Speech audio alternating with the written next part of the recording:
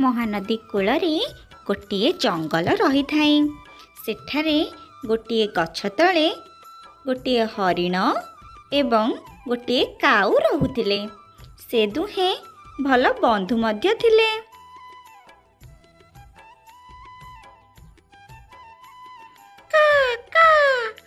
अरे हरिण भाई चालू न बुलिबा को जिबा। यहाँ परे से दुहे एका साथी रे जंगल बुलिबा को जाउथिले एवं सेठारे जाई अनेक जगह बुलुथिले। बुझिलो सांग, ए जंगल ना आमको एकाठी करिछि। आम बंधुता सर्वदा एपरि रहिबो। हाँ हाँ ठीक कथा। आमे सर्वदा एपरि एकाठी रहिबा आउ भल बंधु होई रहिबा। मु कथा दउछि। हौ ठीक अछि। तमे ही मोर सबुठु भलो सांग हरिण। यहाँ परे दुहे मिसी एकाठी हसी खेली निज जीवन को बितौथिले एवं भल बंधु होई मध्य रहिले। जंगल रे बोली सारिबा परे से माने निज घर को पुणी फेरिबा को लागिले। एही परी सर्वदा से माने दुहे साथी होई जंगल जांदी एवं पुणी घर को फेरी आसंदी। एकदा गोटे दिनर कथा। गोटे नदी कूल रे हरिण एकाकी सेठारे बुलु थाए।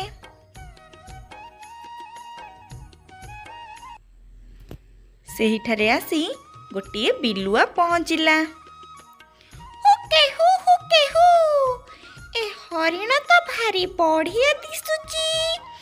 आकु जदि मु मोर खाद्य रूपे ग्रहण करंती ताहाले तो भारी भल हुअंता। जाए आसह साथी हुए। अरे हरिण भाई तमे कोन एठी एका? तमर कोन केही साथी नाहांती? अच्छा मु तमर कोन साथी होई पारिबी? आमे दि जण भल बंधु हबा। मु कथा दउची म। हरिण कहिला, हौ ठीक अछि।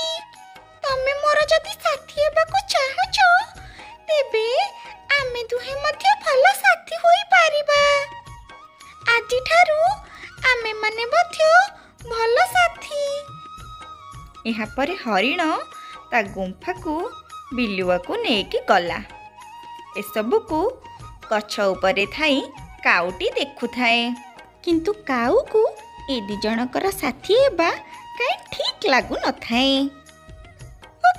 हुकेहु तम घर तो भारी सुंदर है जे हरिण भाई। आउ ये काऊ तम साथी की?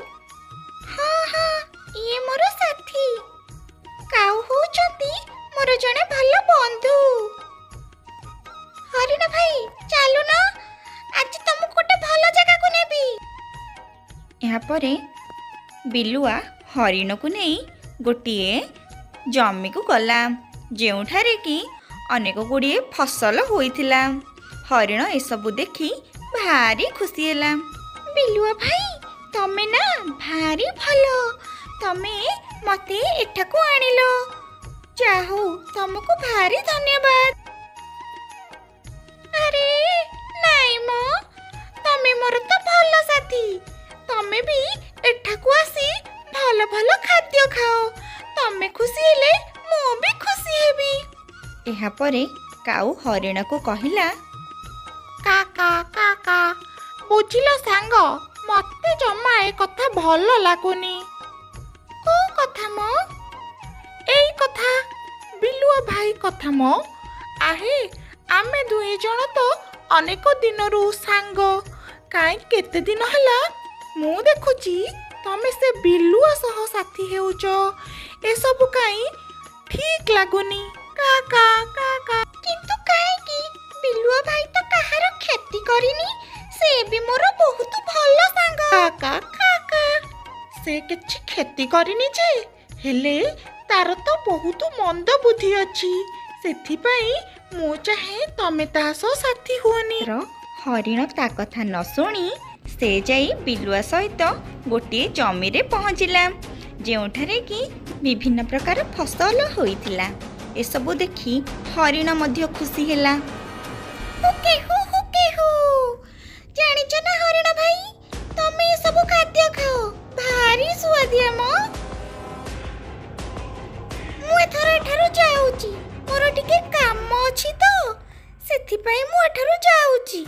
ତମେ ଏଠାରେ ରହି ଅନେକ ଖାଦ୍ୟ ଖାଅ, ନିଜର ମନ ଭରିଲା ପରେ ତମେ ଏଠାରୁ ଚାଲିଯିବ। ମୁଁ ଏବେ ଯାଉଛି, ତମେ ଖାଅ। ଓକେ ହୁ। ଏସବୁ କହି ବିଲୁଆ ସେଠାରୁ ଚାଲିଗଲା। ହରିଣ ମନ ଖୁସିରେ ଖାଉଥାଏ। ଆରେ ବାଃ, ବଢିଆ ଖାଦ୍ୟ ହେଇଛି। ମାତ୍ର ଏହା ତ ବିଲୁଆର ଗୋଟିଏ ଚାଲାକି ଥିଲା। ସେ ଗୋଟିଏ ଜାଗାରେ ଆସି ଠିଆ ହୋଇ ହରିଣକୁ ଦେଖୁଥାଏ ଏବଂ କହୁଥାଏ, ଖାରେ ହରିଣ ଖା, ଆଜି ତ ତୁ ସେ ଜମିର ମାଲିକର ଶିକାର ହେବୁ, ତାପରେ ମୁଁ ତତେ ଖାଇବି। ଏହାପରେ ହରିଣଟି ଗୋଟିଏ ଜାଲରେ ପଡ଼ି ଯାଇଥାଏ। ସେ କ'ଣ କରିବ ବିଚାର ନ କରିପାରି,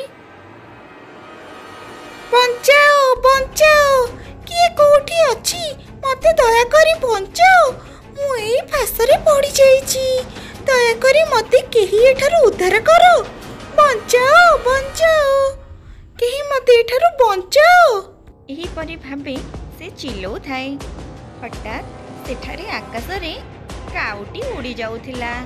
ସେ ଏଇ ଶବ୍ଦ ଶୁଣି ଜାଣିପାରିଲା ଏହା ତାର ସାଥୀର ସ୍ୱର। ତା ହରିଣ ସାଥୀ କୌଣସି ଅସୁବିଧାରେ ପଡ଼ିଛି। ସେ ଯାଇ ହରିଣ ପାଖେ ପହଞ୍ଚିଲା। ହରିଣ ଭାଇ, ତମେ ଏଠାରେ କେମିତି ପଡ଼ିଲ? ଆରେ ସେ ବିଲୁଆର ଚାଲାକି ଯୋଗୁଁ ମୁଁ ଆଜି ଏପରି ଅବସ୍ଥାରେ ପଡ଼ିଛି। ତମେ ଠିକ୍ କହୁଥିଲ, ମୁଁ ତାର ସାଥୀ ହେବା କୌଣସି ଆବଶ୍ୟକତା ନଥିଲା। ତମେ ବ୍ୟସ୍ତ ହୁଅ ନା, ମୁଁ କିଛି ଗୋଟେ କରୁଛି। ମୁଁ ମୂଷା ଭାଇକୁ ଡାକି ଆଣୁଛି। ଏହାପରେ କାଉ ମୂଷାଟିକୁ ଡାକି ଆଣିଲା ଏବଂ ମୂଷା ସେଠାରେ ଆସି ସେ ଜାଲଟିକୁ କାଟିଦେଲା। ଧନ୍ୟବାଦ ମୂଷା ଭାଇ ଏବଂ କାଉ ଭାଇ, ତମେ ଆଜି ମୋ ଜୀବନ ରକ୍ଷା କଲ। ଏହାପରେ ସେ ଦୁହେଁ ଆସି ଗୁମ୍ଫାରେ ପହଞ୍ଚିଲେ। ମୁଁ କହିଥିଲି ନା, ସେ ହରିଣ ଜମା ଭଲ ନୁହେଁ, ତାର କିଛି ନା କିଛି ମନ୍ଦ ଉଦ୍ଦେଶ୍ୟ ହିଁ ଥିବ। ହଁ, ମୁଁ ଏ କଥା ତ ବୁଝିପାରିନଥିଲି। ତମ ଯୋଗୁଁ ମୁଁ ଆଜି ଏସବୁ ବୁଝିପାରିଲି। ହଉ, ସେ ହରିଣକୁ ପାନେ ଦବା, ତମେ ଯାଅ। ଏହାପରେ ସେ ଦୁହେଁ ଏକ ବିଚାର କଲେ ଏବଂ